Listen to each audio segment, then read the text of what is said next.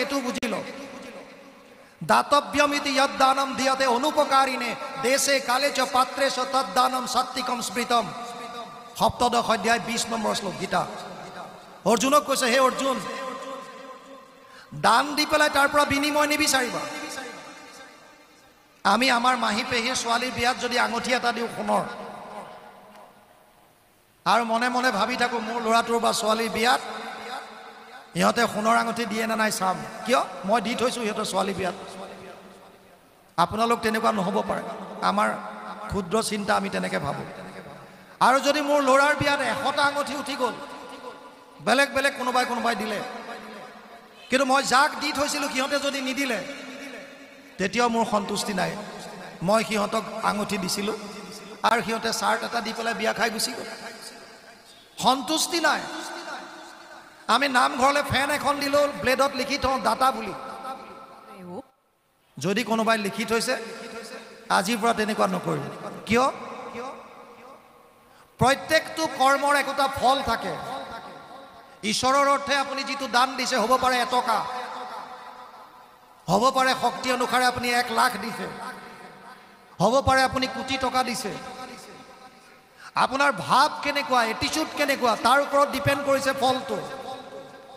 মই যদি 1 কোটি টকা দি ভাবোঁ যে মোক সকলোৱে জানক, তাৰ পৰা একো লাভ নাই।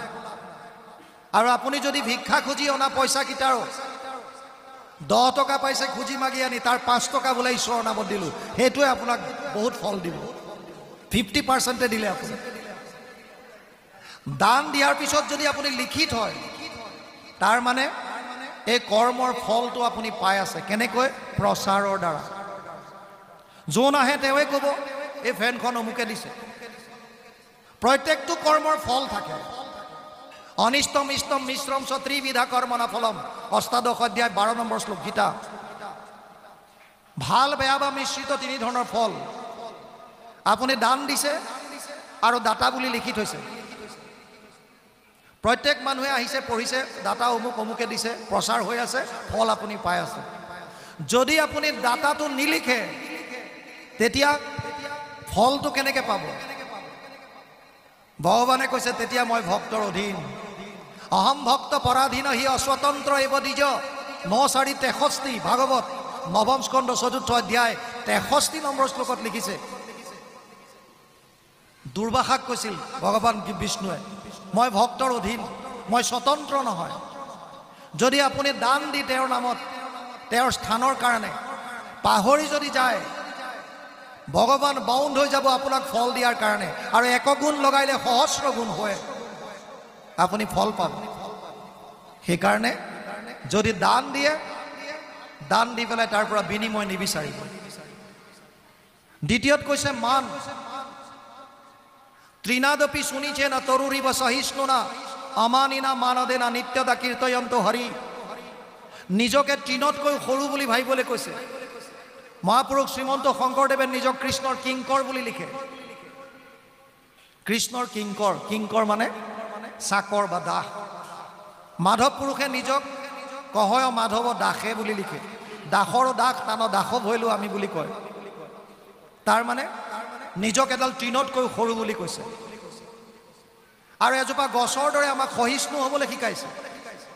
ৰ'দ বৰষুণ চবতে থাকি, গৰম ঠাণ্ডা সকলো সহ্য কৰি, আপোনাৰ কোব খায়। যেতিয়া গছত আম লাগে আপোনালোকে বাঁহ নি পেলাই কোবায়, নহ'লে ফৰমুটি মাৰে, নহ'লে শিলগুটি মাৰে। তথাপিও গছজোপাই আপোনালোকক ফল দিয়ে।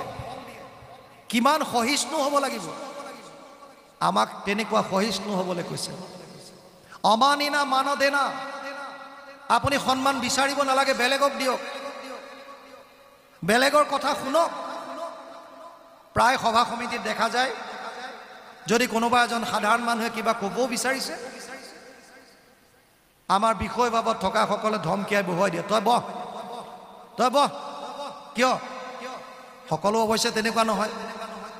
তাৰ মাজত যিসকলে বেলেগৰ শ্ৰৱণ কৰিব নিবিচাৰে, সন্মান দিব নিবিচাৰে, তেতিয়াহ'লে তেওঁলোকে বহুত মূল্যৱান কথাৰ পৰা কেতিয়াবা আঁতৰি আহিবলগীয়া হয়।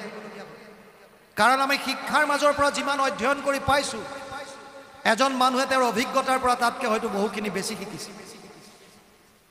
সেইকাৰণে বেলেগক যেতিয়া সন্মান দিম, বেলেগৰ যেতিয়া শ্ৰৱণ কৰিম, তেওঁৰ পৰা আমাৰ লাভে হ'ব, লোকচান একো নহয়।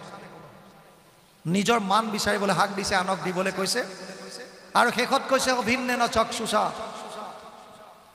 গুৰুজনাই কীৰ্তনত লিখিছে, ব্ৰাহ্মণৰ চাণ্ডালৰ নিবিচাৰি কুল, দাতাত চোৰত যেন দৃষ্টি এক তুল, নিচত সাধুত যাৰ ভৈল এক জ্ঞান, তাহাকে সে পণ্ডিত বুলিও সৰ্বজান। আমাৰ এইটো দৃষ্টিকোণ আহিছেনে নাই? আমি এতিয়া সকলোকে তেনেকৈ ভাবিব পৰা হৈছোনে নাই? আমি বহু ঠাইত দেখোঁ তেওঁলোকে নিজৰ আসনখনো নিজে লৈ যায়, আপুনি দিয়া আসনত নবহে। কিয়?